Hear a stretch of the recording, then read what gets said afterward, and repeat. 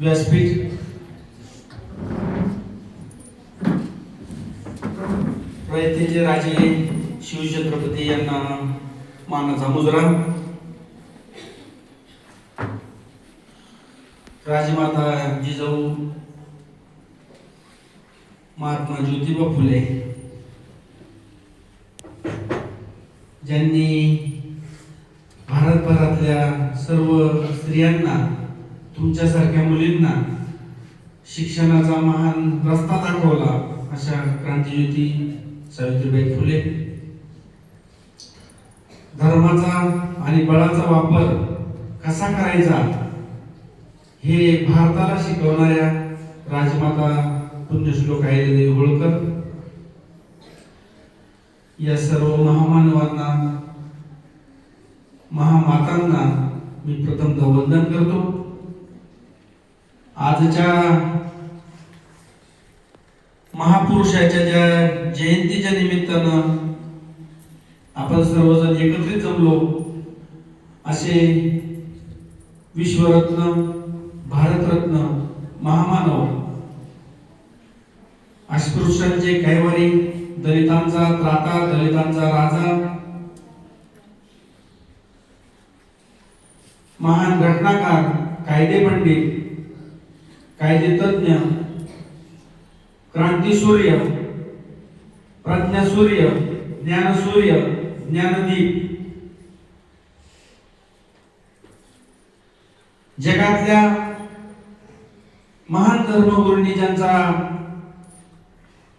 बोधिसत्व असा गौरव केला, असे भारतरत्न डॉक्टर बाबासाहेब आंबेडकर यांच्या 135व्या जयंतीनिमित्त मी तुम्हा सर्वांतर्फे मी या महामानवाला वंदन करतो, सप्रेम जय भीम करतो.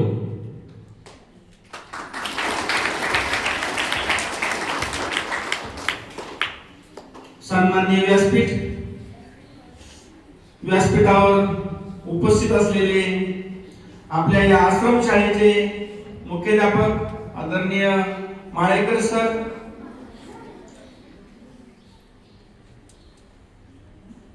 गावातील सर्व प्रतिष्ठित नागरिक, या शाळेचा सर्व शिक्षक वृंद, शिक्षकेतर वृंद, माझ्या समोर बसलेले सर्व विद्यार्थी बंधू भगिनींना मी पुनश्च एकदा सप्रेम जय भीम करतो.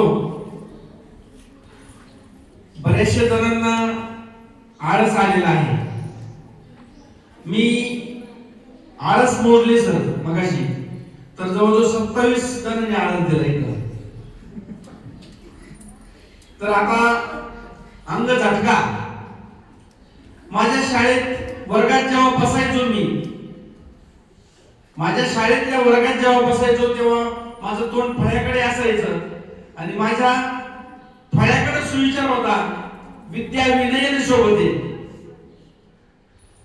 विद्येला जर विनयाची जोड असेल तरच ती शोभत असते. दुसऱ्या बाजूला सुविचार होता माझ्या, हसा खेळा पण शिस्त पाळा. तुम्ही किती हसा, किती खेळा, परंतु त्याला लिमिटेशन पाहिजे, त्याला कुठेतरी शिस्त पाहिजे, तरच ते शोभतं. आणि मित्रहो, तुमच्यासाठी सर्वांसाठी तिसरा सुविचार फार महत्वाचा आहे, जो माझ्या पुण्यानं भैयानं तुम्हाला सांगितला. त्याची पुनरावृत्ती करतो. शिक्षण हे वाघिणीचे दूध आहे. शिक्षण हे वाघिणीचे दूध आहे आणि ते पिल्यानंतर माणूस डरकाळी फोडणारच. हे तीनही सुविचार मी तुम्हाला मुद्दामून भाषणाच्या व्याख्यानाच्या पहिल्यांदा मुद्दाम सांगितले. या तीनही सुविचारांचा संगम या महामानवात होता. म्हणून हे महामानव विश्वरत्न ठरले, क्रांती सूर्य ठरले, विश्व सूर्य ठरले, कायदे पंडित ठरले आणि वेगवेगळ्या जवळपास आपल्या भारतात ह्या महामानवा इतक्या पदव्या उपाध्या कोणालाही मिळाल्या नाही. मला आवर्जून उल्लेख करावा लागेल. डॉक्टर बाबासाहेब आंबेडकर यांचा उल्लेख एका महान तत्ववेत्याने असं केलंय, बाबासाहेबांचं जे व्यक्तिमत्व आहे तर हे 4 दशकातून एक व्यक्तीला मिळतं, त्यातले बाबासाहेब आहेत. आणि त्या महामानवाची जयंती साजरी करण्याचं भाग्य तुमच्या समोर मला लाभलं. मला बोलायची संधी दिली त्याबद्दल मी शाळा प्रशासनाचे, त्यानंतर आमच्या शिंदे सरांचे खूप आभार आहे. आज माझ्या वडिलांचा 8वा दिवस आहे आणि माझ्या वडिलांना हे भाषण वगैरे फार आवडायचे. आम्ही बोलायचो, माझा पुतण्या बोलायचा आणि कोणत्याही भाषणावरून माझा पुतण्या आला, मी आलो, माझे भरपूर भाषण माझ्या वडिलांनी ऐकले. आज जर ते असते तर ते निश्चितच त्यांनी आनंदाश्रू ढाळले असते. ते ऐकत आहेत, परंतु त्यांच्या जागेवरून ऐकत आहेत. आणि आमचा जरा दुःखाचा प्रसंग असूनही सर झालं काय, मला राहुरी कृषी विद्यापीठात मला ह्या जयंतीचं आमंत्रण आलं होतं. कुलगुरू महोदयांबरोबर बोलायचं होतं मला. 2 टोकाचे निमंत्रण आले मला. MSc BSc ऍग्री PhDच्या मुलांसमोर मी बोलणार होतो आज, परंतु वडिलांचं अकाली निधन झालं त्यामुळे मला त्यांच्या समोर न जाता डायरेक्ट इकडे आलो. त्याच्यामुळं माझी तयारी आणि माझा विरोधाभास मी त्याचा संगम करण्याचा प्रयत्न करणार आहे. बऱ्याचशा वक्त्यांनी सांगितलं बाबासाहेबांचा जन्म ते मृत्यूपर्यंत. मी थोडस बाबासाहेबांचं सार सांगणार आहे. बाबासाहेबांचं जीवन आपल्याला कशाला अवलोकन करायचं आहे. बाबासाहेबांकडे आत्मविश्वास प्रचंड होता. त्यांनी एकदा मनात घेतलेली गोष्ट, हातात घेतलेली गोष्ट ते पूर्ण केल्याशिवाय राहत नव्हते. आणि आजच्या जयंतीच्या निमित्तानं आपल्याला आत्मविश्वास हा पहिला गुण त्यांच्याकडून घ्यायचा आहे. त्यांचं वाचनावर एवढं प्रचंड प्रेम होतं, पुस्तकांवर एवढं प्रचंड प्रेम होतं, लिखाणावर एवढं प्रचंड प्रेम होतं. त्यांचं एक वाक्य आहे, पुस्तक लिहून पूर्ण झाल्यानंतर जो आनंद होत होता त्यांना, तो बाबासाहेबांना पुत्र प्राप्तीनंतर सुद्धा झाला नाही. म्हणजे एवढं प्रेम बाबासाहेबांचं पुस्तकांवर होतं. त्याच्या पुढे जाऊन मी सांगेन, बाबासाहेबांचं पुस्तकांचं प्रेम इतकं महत्वाचं होतं, मोठं होतं की त्यांनी मुंबईला दादरला जवळजवळ 5-6 मजली इमारत जी बांधली, तिचं नाव आहे राजगृह. फक्त आणि फक्त पुस्तकांसाठी ती वास्तू बांधली. मित्रांनो, तुमच्या समोर सांगायला अभिमान वाटेल, त्या काळात बाबासाहेबांचं जे राजगृह नावाचं निवासस्थान होतं त्याच्यात 50,000पेक्षा पुस्तकं जास्त होती. आणि त्यापुढे एक गोष्ट सांगणार आहे की ते जगातलं सर्वात मोठं खाजगी ग्रंथालय होतं. आणि अशा महामानवाला ज्या पदव्या मिळाल्या त्याच कारणामुळे.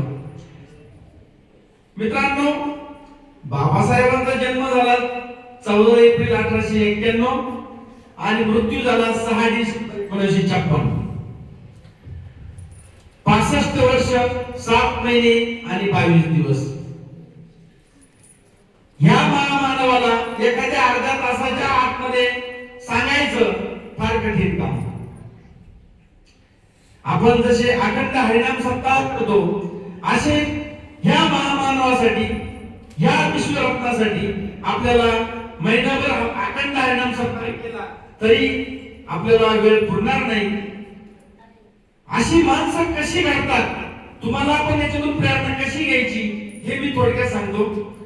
कोणत्याही व्यक्तीला गुरु असतो, गुरु विना प्रगती नाही. बाबासाहेबांना माझ्या मते 10 शिल्पकार भेटले आणि ती शिल्पकार म्हणजे पहिले बाबासाहेबांचे वडील रामजी मालोजी सपकाळ. बाबासाहेबांच्या जन्मानंतर 3च वर्ष त्यांची आई गेली. आई गेल्यानंतर बाबासाहेबांचा सर्व सांभाळ, बाबासाहेब 22 वर्षापर्यंत शिक्षण पूर्ण होईपर्यंत बाबासाहेबांचा सर्व सांभाळ त्यांच्या वडिलांनी म्हणजे रामजी मालोजी सपकाळ यांनी केला. कोणाचाही बाप कोणासाठी आदर्शच असतो, तर तसं बाबासाहेबांचा बाप बाबासाहेबांसाठी आदर्श होते. बाबासाहेबांचा मूळ पाया हा त्यांच्या वडिलांनीच घातला. त्यानंतर दुसरी व्यक्ती होती, तुम्हाला जसे हे शिक्षक लोक शिकवतात घडवतात तसं बाबासाहेबांना सुद्धा त्यांचे आंबेडकर गुरुजी होते. बाबासाहेबांचं आडनाव आंबावडे या गावावरून आंबावडेकर होतं. जेव्हा बाबासाहेबांना साताऱ्यामध्ये प्रतापसिंग हायस्कूल मध्ये टाकलं, तुमच्या शाळेसारखं प्रतापसिंग हायस्कूल होतं साताऱ्यामध्ये, तिथं आंबेडकर नावाचे गुरुजी होते. आंबेडकर गुरुजी यांनी बाबासाहेबांना विनंती केली आणि ते आंबाडवेकर हे नाव अवघड वाटू लागलं आणि मुलगा अस्पृश्याचा असेल म्हणून काय झालं, त्यांचं वाक्य आहे मुलगा अस्पृश्याचा असेल म्हणून काय झालं, परंतु मुलगा हुशार आहे, मुलगा मेहनती आहे. त्यामुळे आंबेडकर गुरुजींनी बाबासाहेबांना अगदी मायेनं हात फिरवला आणि त्यांचं नाव आंबेडकर हे ठेवलं. हे आंबेडकर नाव बाबासाहेबांनी अखेरपर्यंत स्वतःला लावून घेतलं, जगभर फिरवलं. तिसरी व्यक्ती आहे केळुसकर गुरुजी. जेव्हा बाबासाहेब साताऱ्यावरून मुंबईला गेले, एल्फिस्टन हायस्कूलला गेले, माध्यमिक शिक्षण चालू होतं, तेव्हा बाबासाहेब हे मॅट्रिक होणारे अस्पृश्यांमधले भारतातले पहिले ठरले आणि त्या निमित्ताने बाबासाहेबांचा सत्कार करायचं ठरवलं.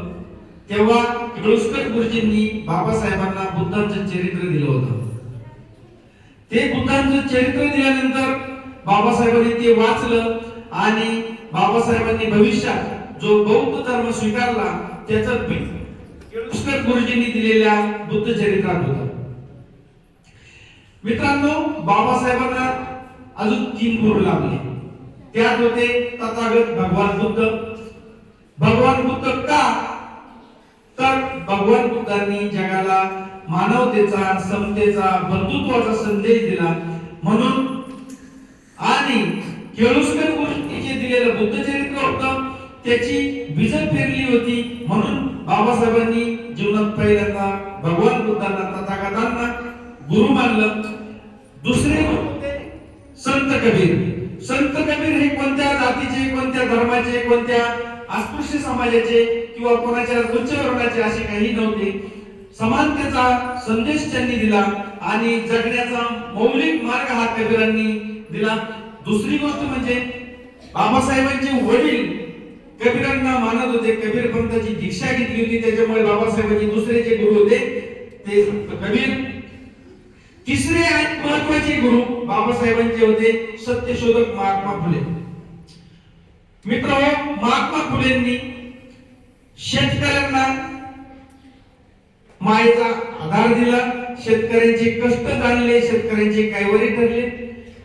अस्पृश्यांना जेव्हा 1868 साली दुष्काळ पडला, त्या दुष्काळामध्ये स्वतः महात्मा फुलेंनी आपला हौद खुला केला.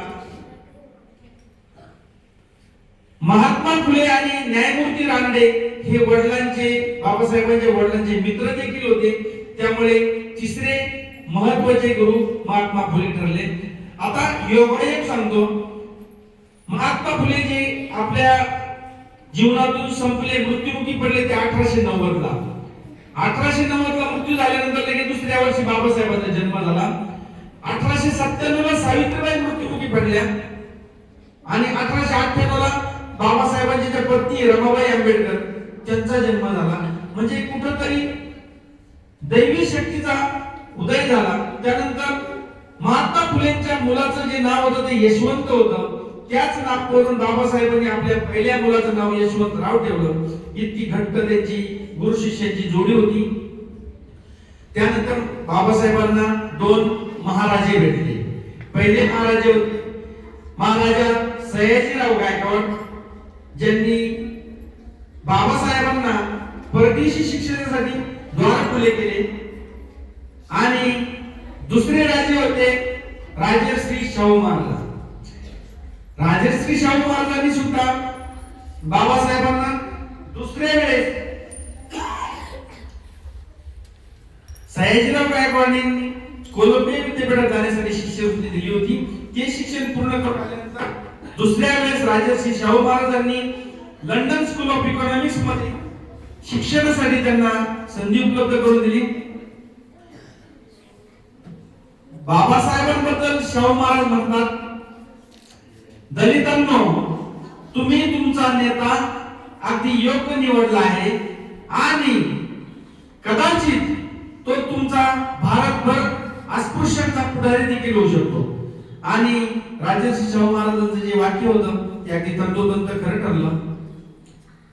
अस्पृश्यतेच्या चळवळी बरोबरच नुसतं सत्याग्रह करून चालणार नाही, तर बाबासाहेबांनी इंग्लंडला जेव्हा गोलमेज परिषदा भरल्या 30, 31 आणि 32 या तीनही गोलमेज परिषदांना आपल्या अस्पृश्यांचे हक्क इंग्रजांकडे मांडले. जेव्हा बाबासाहेब पहिल्या गोलमेज परिषदेला गेले तेव्हा बाबासाहेबांचं त्या गोलमेज परिषदेचे भाषण फार गाजलं. अगदी तंत्रशुद्ध आपल्या अस्पृश्य समाजाच्या भारतातल्या ज्या अडचणी आहेत त्या इंग्रजांच्या कानावर पहिल्यांदा त्यांनी तिथं घातल्या. त्या सूत्रबद्ध नियोजनबद्ध भाषणामुळे तिथला जो संडे क्रॉनिकल पेपर आहे, वर्तमान पेपर आहे, त्या पेपरनं बाबासाहेबांचा देखील गौरव केला. आणि तिथून मित्रांनो बाबासाहेबांनी त्यांच्या पत्नीला पत्र लिहिलं होतं. ते पत्र आवर्जून तुम्ही जरा कान देऊन ऐका. बाबासाहेब जेव्हा अस्पृश्यांच्या हितासाठी लढत होते, इंग्लंडला जात होते, तिकडे गेल्यानंतर आपल्या कुटुंबाला तुळशी पत्र ठेवून जात होते, तर बाबासाहेब तिथून त्यांच्या पत्नीला म्हणतात, पत्नीचं नाव आहे रमा. बाबासाहेब म्हणतात, प्रिय रमा, प्रिय रमा, कशी आहेस तू? आपला यशवंत कसा आहे?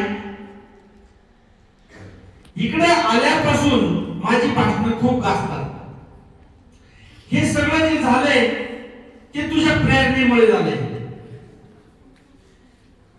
गेल्या 10 वर्षात आपली 4 मुलं मृत्युमुखी पडली. बाबासाहेबांना 5 मुलं होती. त्यापैकी रमेश, राजरत्न, गंगाधर आणि इंदू ही 4 मुलं 2-2 वर्षाची असतानाच गेली. म्हणून बाबासाहेब म्हणताय, गेल्या 10 वर्षात आपली 4 मुलं मृत्युमुखी पडली, आता राहिला फक्त यशवंत. तो कसा आहे, तो अभ्यास करतो का, त्याची काळजी घे. माझे वडील रात्री मला अभ्यासाला उठवायचे. माझे वडील मला रात्री अभ्यासाला उठवायचे. मी जोपर्यंत अभ्यासाला लागत नाही तोपर्यंत ते जागेत राहायचे. ते दिव्याची वात जळत होते. त्यामुळेच मला आज चांगले दिवस आले. मित्रांनो, या पत्राचा सारांश जर तुम्ही स्वीकारला आणि तर तुम्हाला सुद्धा निश्चितच बाबासाहेबांच्या या जयंती काहीतरी मिळाल्यासारखे होईल.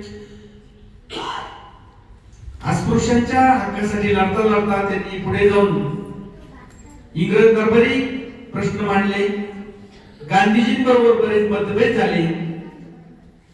शेवटी त्यांना लक्षात आलं की आपल्याला हिंदू धर्मात राहून आपल्याला न्याय मिळणार नाही. त्यावर गांधीजी म्हणत होते, बाबासाहेब आता थोड्यावर आलं, आता अस्पृश्यता संपली, तुम्ही उगाच निर्णय घेऊ नका, दुसऱ्या धर्मात जाऊ नका. परंतु मित्रांनो, बाबासाहेबांना हे कळून चुकलं होतं. बाबासाहेबांनी राष्ट्रपित्याचं देखील ऐकलं नाही, महात्म्याचं नाही ऐकलं. आणि शेवटी हिंदू म्हणून जन्माला आलो, परंतु हिंदू म्हणून मरणार नाही अशी येवला येथे 13 ऑक्टोबर 1935 रोजी बाबासाहेबांनी प्रतिज्ञा घेतली. आणि तिथून पुढे ते धर्म परिवर्तनाच्या कामाला लागले. त्यांनी वेगवेगळ्या धर्मांचा अभ्यास केला.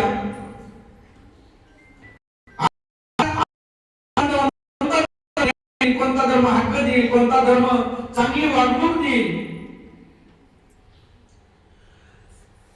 मित्रांनो, बाबासाहेबांना पहिली अपराधी मुस्लिम धर्मीयांची. हैदराबादचा निजाम बाबासाहेबांच्या फार मागे लागला. आमचा धर्म स्वीकारा. बाबासाहेबांनी वेट अँड वॉच केलं.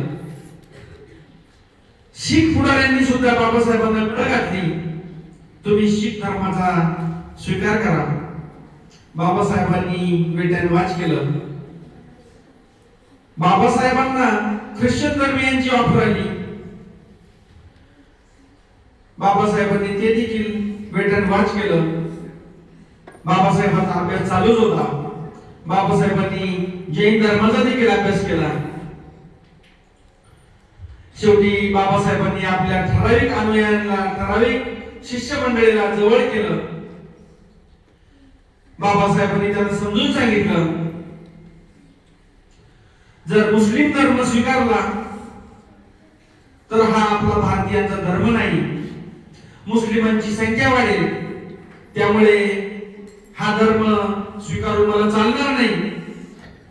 जर आपण ख्रिश्चन जर झालो तर हा सुद्धा परकीय धर्म आहे, हा धर्म देखील स्वीकारून चालणार नाही. कारण ब्रिटिशांची सत्ता अगोदरच या देशाला गाजत आहे आणि पुन्हा आपण ख्रिश्चन धर्म स्वीकारला तर ब्रिटिशांची संख्या वाढेल, त्यामुळे ख्रिश्चन धर्म सुद्धा नको. जैन धर्म जे मी म्हटलो मगाशी, जैन धर्मामध्ये जास्तच अहिंसेचा अतिरेक झाला आणि त्या अतिरेकामुळे कुठेतरी बंधने येतील, म्हणून बाबासाहेबांनी जैन धर्माला सुद्धा नकार दिला. बाबासाहेबांनी शेवटी ठरवलं आपल्याला शीख धर्म स्वीकारायचा. बाबासाहेबांनी निवडक शिष्यगण एकत्र केले आणि त्यांची विचारमंथन चालू झालं.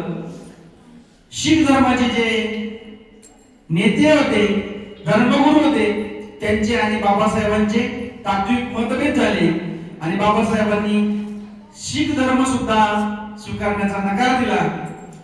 बाबासाहेबांचा अभ्यास चालूच होता. शेवटी बाबासाहेबांनी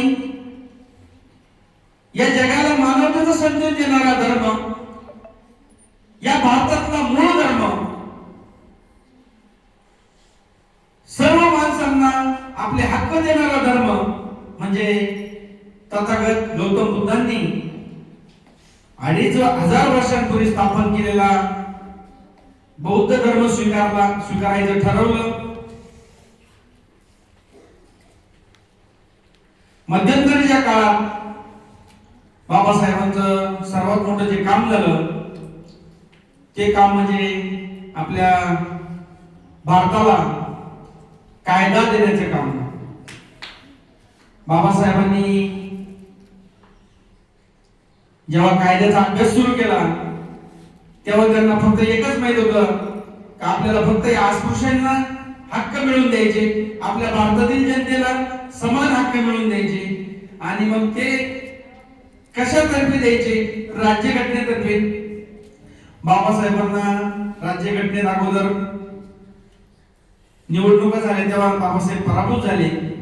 1 वर्षाच्या फरकाने परत त्यांना निवडून आल्यानंतर बाबासाहेबांना सर्वात महत्त्वाची जबाबदारी दिली असेल तर ती मसुदा समितीची जबाबदारी दिली. आणि मगाशी बऱ्याच व्यक्तींनी सांगितलं, बाबासाहेबांनी 2 वर्ष 11 महिने आणि 17 दिवसात आपल्या देशाला जगातलं सर्वात मोठं संविधान जे बनवून दिलं असेल तर या महामानवाने. आणि बाबासाहेबांना ज्या उपाध्या लागल्या, ज्या कायद्याच्या उपाध्या लागल्या तर त्या फक्त त्यांच्या कायदेविषयक अभ्यासाने आणि घटनेचे निर्माता, घटनेचे शिल्पकार म्हणून.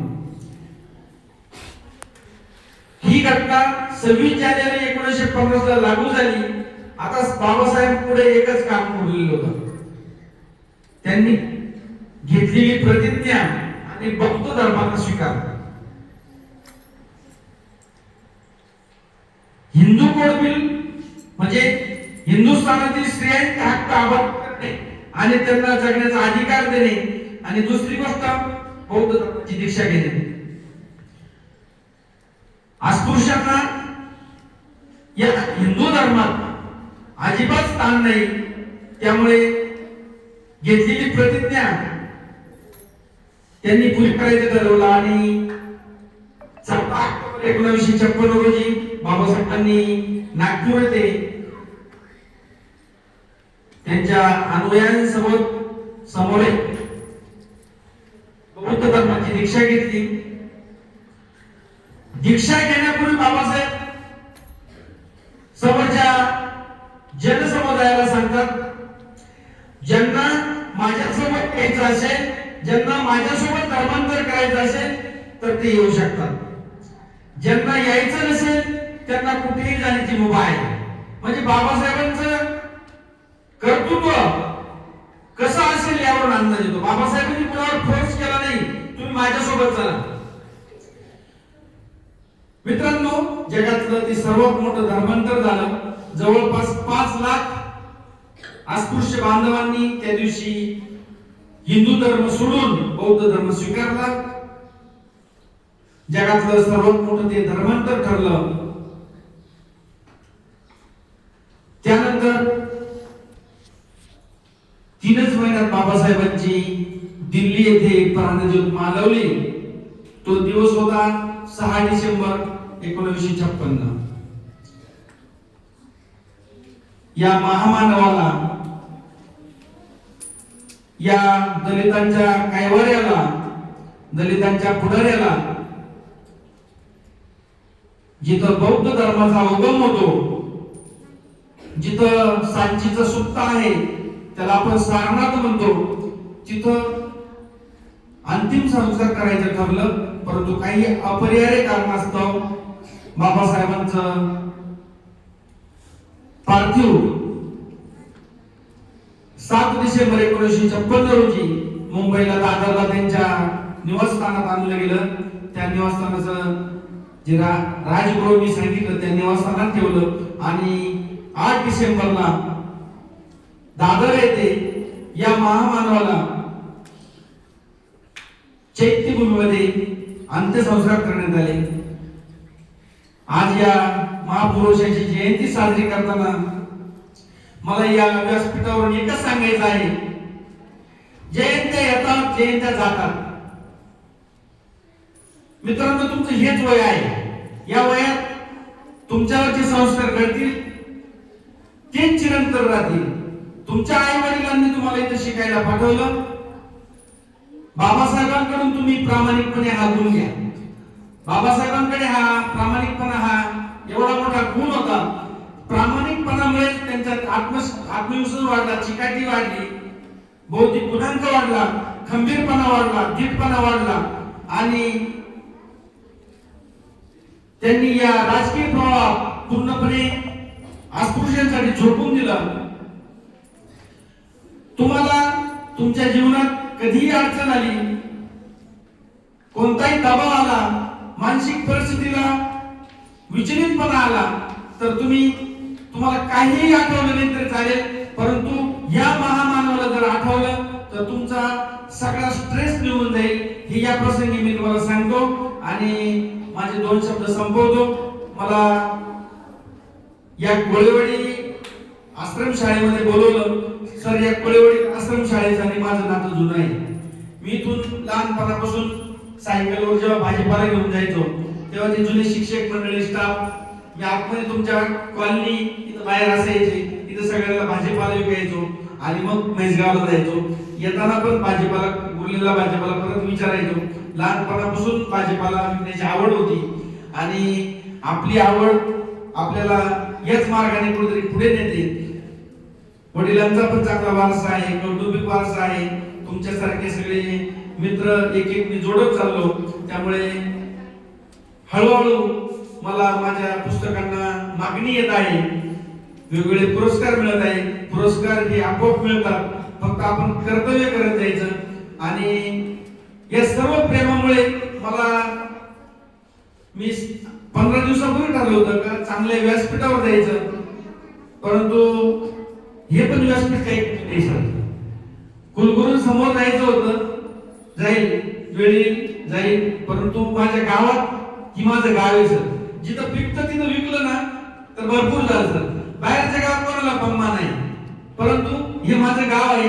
माझ्या गावात हे चिमुकल्याने ऐकलं, याच्यातले 4-5 जण जरी पुढे ऐकून पुढे गेले तरी मी ही जयंती चांगल्या पद्धतीने साजरी झाली असं समजेल. सर्वांना पुन्हा एकदा सप्रेम जय भीम, जय हिंद, जय भारत.